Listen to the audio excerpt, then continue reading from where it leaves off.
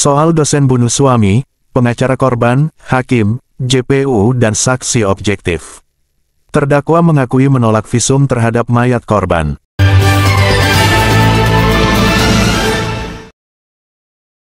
Pengacara, tak masalah terdakwa membantah beberapa keterangan saksi.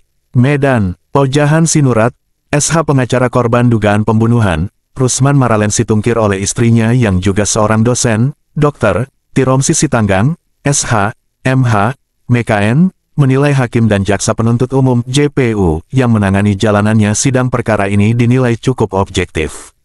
Adapun keterangan kedua saksi pelapor Anggiat Situngkir dan Haposan Situngkir yang dibantah terdakwa, Tiromsi Sitanggang, itu merupakan hak terdakwa. Ada waktunya nanti bagi terdakwa untuk didengar keterangannya oleh majelis hakim. Kalau kita dengar tadi keterangan dari para saksi yang mendapat kabar kematian korban lalu mereka cek ke rumah sakit untuk memastikan kabar tersebut. Sampai pada permintaan autopsi oleh pihak keluarga kepada terdakwa dan ditolak Tiromsi dan terdakwa sendiri mengakui menolak untuk dilakukan autopsi. Saya kira para saksi sudah memberikan keterangan yang objektif, jelas Ojahan Sinurat pada wartawan, Selasa, 11/3. Dalam sidang yang dipimpin oleh Ketua Majelis Hakim, Eti Astuti, SH, MH, Hakim Anggota, Lukas Sahabat Duha, SH, MH dan Denis Syahputra, SH, MH, saksi Haposan Situngkir menerangkan, ia mendapat kabar bahwa adiknya, Usman Maralen Situngkir tewas dan mayatnya sudah dibawa ke rumah sakit. Lalu saya berangkat dari rumah ke rumah Anggiat Situngkir. Lalu kami ke RS Advent melihat kondisi korban, Usman Maralen Situngkir. Kami bertanya ke istri korban, terdakwa, kenapa adik saya meninggal. Lalu terdakwa menjelaskan, korban saat itu sedang nyelap mobil lalu terdengar suara benturan keras dan dilihat terdakwa korban sudah meninggal terkapar, jelasnya. Kemudian saksi, Anggiat Situngkir menanyakan ke terdakwa apakah sudah divisum.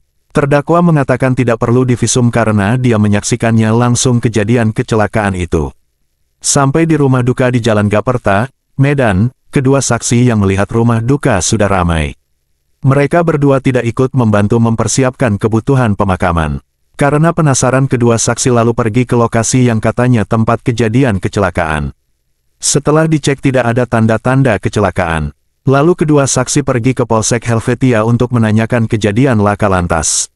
Sampai di Polsek Helvetia petugas unit laka masih di TKP. Lalu petugas mengarahkan kedua saksi ke TKP. Kedua saksi bertemu petugas di TKP. Lalu keduanya menanyakan pada petugas, apa benar ada laka lantas di lokasi? Petugas mengatakan tidak ada. Petugas kemudian menyarankan agar membujuk istri korban untuk melakukan visum. Keduanya kembali ke rumah duka dan kembali menyarankan agar dilakukan visum. Istri korban lagi-lagi menolak, dan mengatakan tidak usah bang. Saya melihatnya langsung. Atas kematian korban yang penuh kejanggalan ini pada tanggal 27 Maret tahun 2024 saksi Haposan Situngkir atas nama keluarga melaporkan kasus ini ke Polsek Helvetia. Setelah melapor, kedua saksi dibawa petugas ke TKP pada tanggal 27 Maret tahun 2024. Usai dari TKP kedua saksi kembali ke Polsek Helvetia. Pada tanggal 28 Maret sekitar pukul 6 waktu Indonesia Barat, terdakwa mendatangi saksi, Anggiat untuk mediasi mencabut laporan agar berdamai. Namun, pernyataan saksi ini dibantah oleh terdakwa. Menurut terdakwa dia datang menemui Anggiat Maralen bukan untuk mediasi tapi mengajak duduk bersama demi menjaga marwah keluarga.